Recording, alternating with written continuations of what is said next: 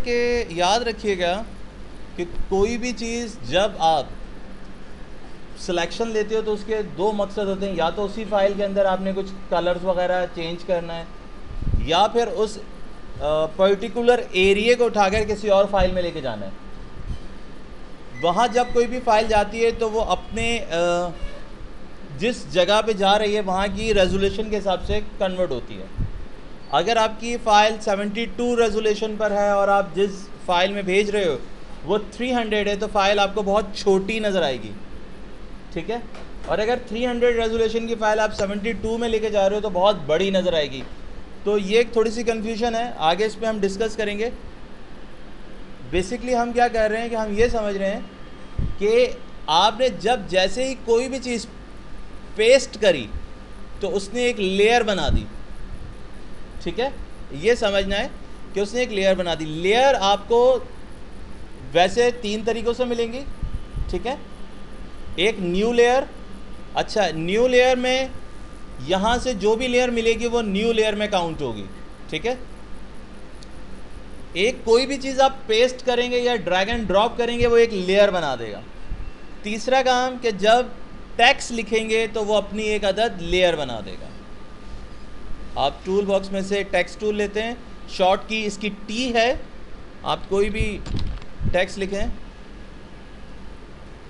ठीक है ना, और तो आपको पता चलेगा कि उसकी अपनी एक पर्टिकुलर लेयर बन गई है, ठीक है। लेयर पर डबल क्लिक करेंगे तो टेक्स्ट के ऑप्शन बार में आ जाएंगे, आप वहाँ चेंज कर सकते हो, फ़ॉन्ट चेंज कर सकते हो, साइज़ चेंज कर सकते हो। लेकिन हम नॉर्मली क्या करते हैं कि भाई काम को वर्क फ्लो अपना बनाने के लिए ट्रांसफॉर्म टूल यूज़ करते हैं, ठीक है ना, जिसकी शॉर्ट की है कंट्रोल टी। क्या आपके पास ट्रांसफॉर्म टूल है, आपको रिसाइज़ करना है प्रोपोर्शनली, आप इसे रिसाइज़ कर सकते हैं। मज़े की बात ये होती है कि ये फ़ॉन्ट ही रहता है और जैसे आप इसको सिलेक्ट करते हो तो ये आपको फ़ॉन्ट साइज़ आपका बता देता है कि ये 26.09 समथिंग इसका पॉइंट साइज़ है। तो ये मत समझिएगा कि यार कंट्रोल टी से करने से आपका फ़ॉन्ट ख़राब हो जाएगा। फ़ॉन्ट बेसिकली ख़राब नहीं होगा।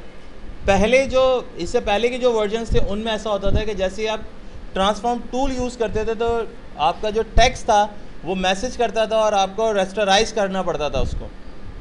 लेकिन अब ऐसा नहीं है, अब आपका टेक्स्ट ही रहता है और वो बाकायदा पॉइंट साइज़ रिड्यूस होते हैं या ऐड होते हैं इसके अंदर। ये जो कंट्रोल टी वाला ऑप्शन है फ्री ट्रांसफॉर्म, ये हर लेयर पर अप्लाई हो सकता है। अब मुझे ये इस बोतल पर अप्लाई करना है तो सिलेक्ट, मेरे पास इस वक्त भी टेक्स्ट लेयर है, अगर मैं अप्लाई करूँगा तो टेक्स्ट पे दोबारा अप्लाई हो जाएगा। अगर मुझे अप्लाई नहीं करना तो मैं कैप्स ऑफ कर देंगे, ठीक है। हम यहाँ से बाकायदा तौर पर लेयर सेलेक्ट करेंगे, क्लियर।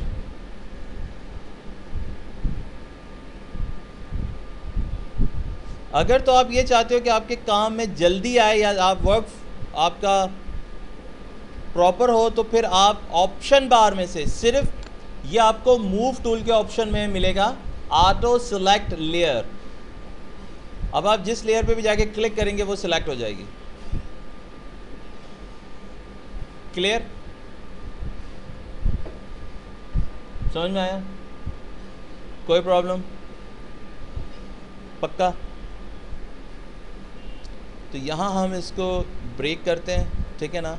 हमें ये समझ में आ गया कि अगर हम अपने किसी भी ऑब्जेक्ट को जो हम लेके आएँ उसको हम चाहें तो रिसाइज़ कर सकते हैं। डबल क्लिक करेंगे तो कमांड ओके हो जाएगी, अगर एस्केप करेंगे तो कैंसिल हो जाएगी। सेकंड, यहाँ हमारे पास एडिट में ट्रांसफॉर्म में अलग अलग भी हैं, यानी कि scale, rotate, skew, distort, prospective. Free transform के अंदर आप रोटेट यूज़ कर सकते हो और कंट्रोल दबाकर डिस्टॉर्शन भी यूज़ कर सकते हो।